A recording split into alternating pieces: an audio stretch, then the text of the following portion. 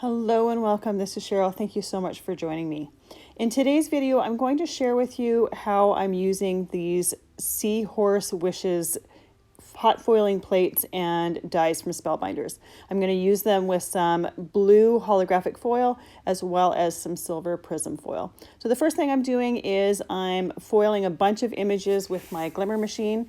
If you've never used a Glimmer machine before, there is a button to turn it on. Once the platform light is on and ready, you can put your plates and your foil and your paper on top of it. Then you hit the timer button. Once it's done, it's ready to go into your die cutting machine. You need the foiling machine for the heat, the die cutting machine for the pressure. Now, anytime I'm using the foil, I'm putting the pretty side of the foil facing the hot foil plate and the not so pretty side facing my paper. I like to use a solid hot foil plate from Pink Fresh to also foil the solid images from these hot foil plates. That way I'm getting the most use out of the foil as I possibly can. Sometimes I'll use them in my projects, sometimes I won't. For this particular project, I'll use a few of the smaller fishes, but I'm not going to use that big image. I'm just going to leave it aside for a future project. So I'm foiling the large seahorse image, and then I also have the set that has some smaller images, some smaller fish, as well as some sentiments. I'm kind of doing a mixture between the silver foil and the blue foil. Want to say the blue foil is Moonbeam or something like that. I'll have everything listed and linked in the description down below so you know exactly which one it is. I love these ones because of the holographic features to them. I think they play well with a bunch of different colors. I've got some beautiful Magicals powders here that I'm going to use to color the images, as well as some distress watercolor crayons. Now, I like to foil on hammer mill cardstock. In a previous video with a flower, it worked beautifully for watercoloring because I was doing some really small areas. To be quite honest, for this particular project, it's not great for doing the entire background for these images. It doesn't watercolor beautifully. It's not meant to watercolor beautifully. In the end, it works for what I wanted, but just be prepared if you do use the hammer mill to watercolor. It's okay for little small areas, but you'll see a lot of streaks at the beginning. I do even them out by going back over them a few times, but I really wanted to use these magical powders because they've got a beautiful shimmer to them, and I thought it worked well for some underwater fishes and sea life and stuff like that. So the first thing I'm watercoloring is my background. I always do my darkest color or start my watercoloring where I want my color to be the darkest, and then I blend it out a little bit. The water brush that I like to use is one that has the water right in the handle. It makes it nice and easy to add a little bit of water and to blend out. It's also nice because I tend to be a little bit of a klutz, so I don't have to worry about a jar of water sitting on my desk because there's a high chance I would either knock it over or drink from it. So by having a water brush that has the water right in it, there's less mess for me. You'll see the paper towel on my side here. What that is for is I can clean my brush off. I can take some excess water out if I'm finding that I'm getting a little bit too much water, and I can clean it between colors. All I have to do is squeeze some water into the brushes or the bristles, wipe it on my paper towel, and I'm good to go for the next color.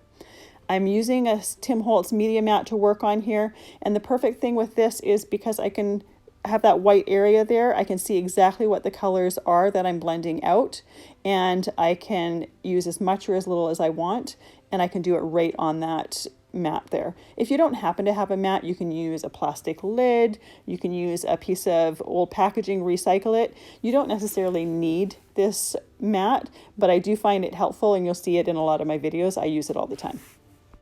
Now, I said before that I'm using magical powders for this. You could use other watercolor pencils, watercolor crayons, and I will be using some distress watercolor crayons for coloring some of the images because I don't want all of them to have the shimmery look to them. I want some of them to have a bit of a matte, opaque look to them, just to give a little bit of variety in the image.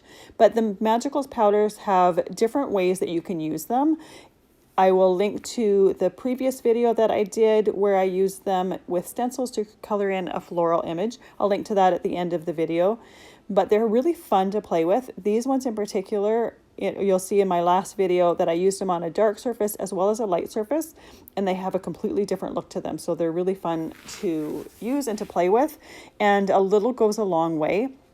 But I tend to gravitate towards the shimmery part of them. I really like that it has some of those qualities to it. They're very, very easy to mix with water and to watercolor with, as you can see, even though, like I said before, my paper is not a great choice for this.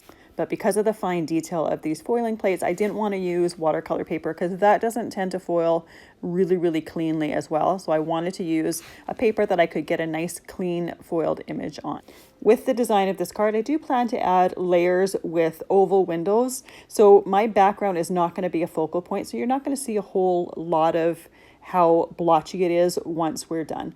I want to add the layers. I want to just give it some dimension and kind of have it look like a window into this little image in the ocean. So I've got my blue background done. Now I'm using a pink color and I'm going to color in some of the details of my image here. The watercolor or the magicals blend really, really well with water and easily with water. And you can have the control over how opaque or how transparent it is. If you add less water, you're going to have more of an opaque paint. If you add more water, you're going to have more of a transparent, flowy paint, and you'll see a little bit more of the background color.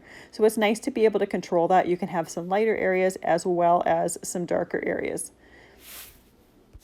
So I continue to paint, and I'm going to cut out some of the painting because it's all exactly the same. It's just a matter of choosing which colors you want where.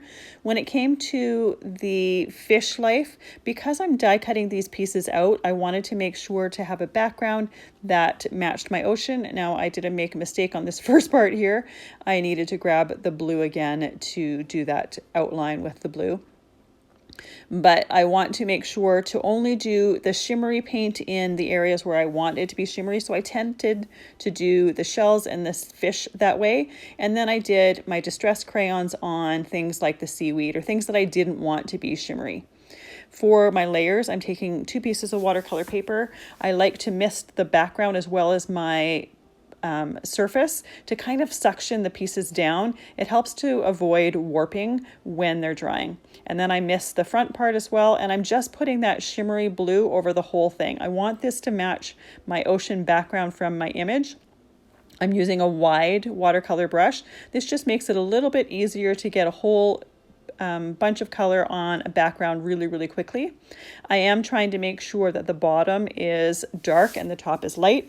I want to have the illusion that we're going from the ocean floor to the top of the ocean where we have a little bit more sunlight coming through and the water tends to be a little bit lighter.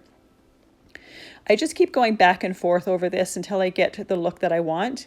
You'll see that I actually went and took a sprayer and sprayed some blotches of water in a minute to get kind of the look of bubbles.